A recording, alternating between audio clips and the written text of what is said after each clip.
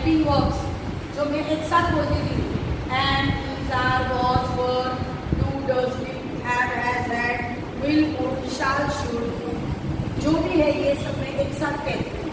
अब मैं इसे पांच बताती हूँ कि ये जो हेल्पिंग वर्ब है उसको एक्सिलरी वर्ब्स भी कहते हैं।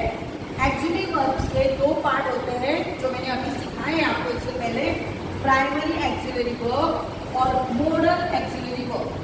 अब प्राइमरी एक्सिलरी वर्ब में क्या होता है कि टू बी का एक फॉर्म होता है। इसका मतलब होता है हम जो भी हमारा होना, हमारा अस्तित्व बताता है। आई एम, मैं हूँ, आई वॉज, मैं था, इस तरह से ये हमारे अस्तित्व के बारे में बताते हैं। इसके बाद में टू डू, टू डू यानी कोई भी कार्य करना, उसको टू डू, डू और डज का पास्ट टेंस बी। अब इसके बाद में टू हैव, टू हैव यानी क्या कि पास होना, हमारे पास कोई चीज होती है उसके बारे में हम बताते हैं। I have car, I have a car, मेरे पास एक कार है। आई हैड अ कार, ये हैव और हैज का पास्ट टेंस, मेरे पास कार थी।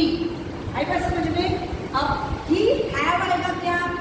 नहीं, I have, you have, we have, they have, पर ही हैज, शी हैज।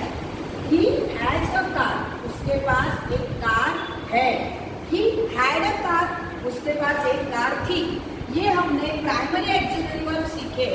अब यहाँ पर देखो मॉडल एक्सिलरी वर्ब के भी दो पार्ट होते हैं, एब्सोल्यूट मॉडल वर्ब और marginal modal verb. Absolute modal verb में will, would, shall, should, can, could, may, might, must और ought to। कल के लेक्चर में मैंने आपको क्या सिखाया था? कैन और कुड सिखाया था ना। Can, could. कैन यानी हमारी पॉसिबिलिटी बताता है, कोई भी काम मैं ये कर सकता हूँ, मैं वो कर सकता हूँ। ये तू तैर सकता है क्या? Yes teacher, I can swim. हाँ, मैं तैर सकता हूँ। ठीक है, समझ में आया? कोई भी काम, मैं दौड़ सकता हूँ, आई कैन रन। मैं चल सकता हूँ, आई कैन वॉक फास्ट, मैं तेज चल सकता हूँ। आई बात समझ में? तो इस तरह से कैन क्या बताता है हमें? हमारी पॉसिबिलिटी बताता है कि मैं ये कर सकता हूँ। अब कैन का पास्ट टेंस मैंने आपको क्या बताया था? कुड, यानी मैं ये काम कर सका। जब ये बात सकता हूँ तब कैन लगाती है, पर मैं ये काम कर सका तो आई कुड स्विम, मैं तैर सका। आई कुड रन, मैं दौड़ सका। आई कुड वॉक, मैं चल सका। तो यहाँ पर मैंने ये कैन, कुड के बारे में आपको बता रहा था। अब ये वाला भी फ्यूचर टेंस मैंने आपको बताया था, विल और शैल, ये हमेशा फ्यूचर टेंस की ही बातें बताता है। मैं ये करूँगा, मैं वो करूँगा, मैं ऐसे करूँगा, मैं वैसे करूँगा।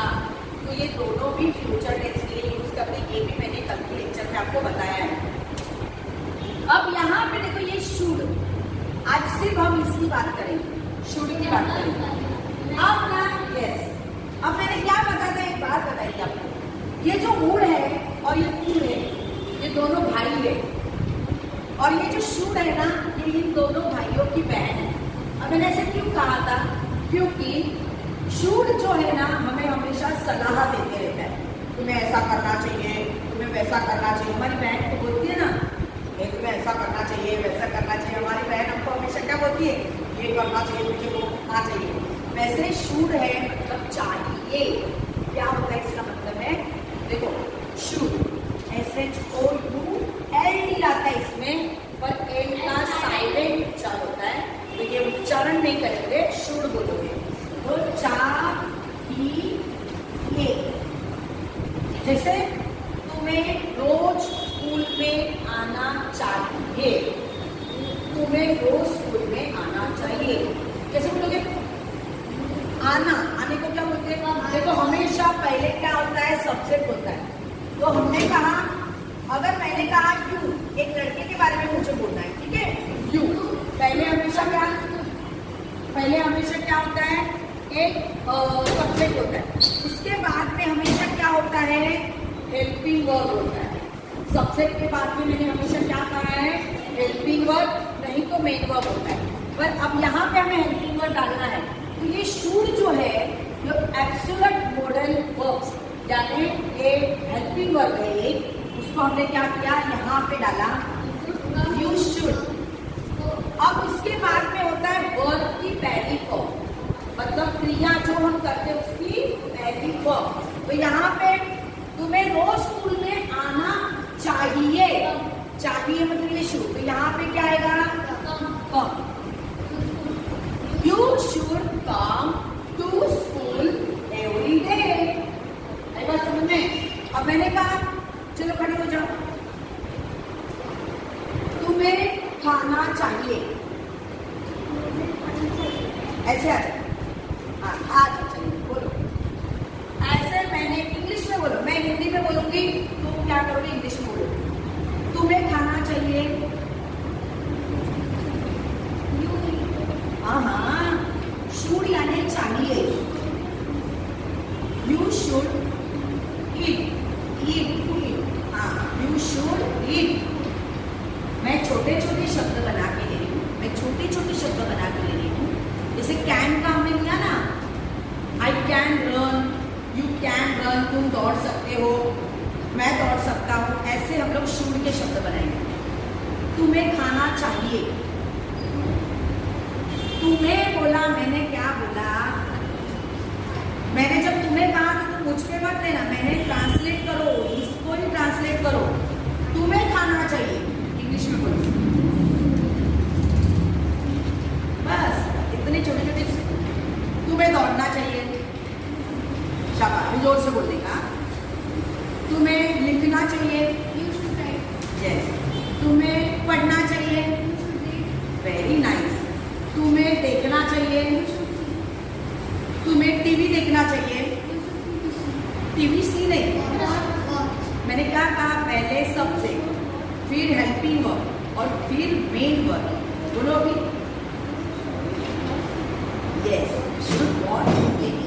तो इस तरह से आपको क्या करना है, सेंटेंस को बनाना है। अब और कौन आएगा, बोलेगा चलो आ जाओ, अरे लाजायचं नाही, घ्यायचं। ये शुड म्हणजे हवंय, म्हणजे हे तुम्ही केलं पाहिजे, पाहिजे मराठीमध्ये काय पाहिजे। चल आता मी तुझ्याशी मराठीमध्ये बोलतो, ठीक आहे, मराठी में हा। तुला धावलं पाहिजे, तुला यू शुड। आता मला धावलं पाहिजे, आय शुड। आम्हाला धावलं पाहिजे, शाबाश। त्यांना धावलं पाहिजे, व्हेरी गुड। आता एक मुलगा आहे, एकच मुलगा आहे, तर त्या मुलाबद्दल बोलायचंय, त्याला धावलं पाहिजे। हा आता मुलगी आहे, मुलीबद्दल बोलायचंय, वेरी नाइस। तो इस तरह से शुड का मतलब समझ गए। चलो मी आता म्हणते, हा मला आलं पाहिजे, हा मला गेलं पाहिजे, मला, वेरी नाइस। तर तुम्हाला समजलं शुड का मतलब क्या है, हिंदी में चाहिए और मराठी में पाहिजे, मला हे केलं पाहिजे, मला ते केलं पाहिजे। आता बघा इस शुड के आगे देखो, यहाँ पे आ जाओ, इधर इधर देखो, ए सुनो सब लोग, रहीम इधर ध्यान दे, बग ये देखो शुड अगर बी लगा दिया तो बी का मतलब मैंने अभी भी क्या बताया था, हमारा अस्तित्व बताता है, हमारा होना बताता है।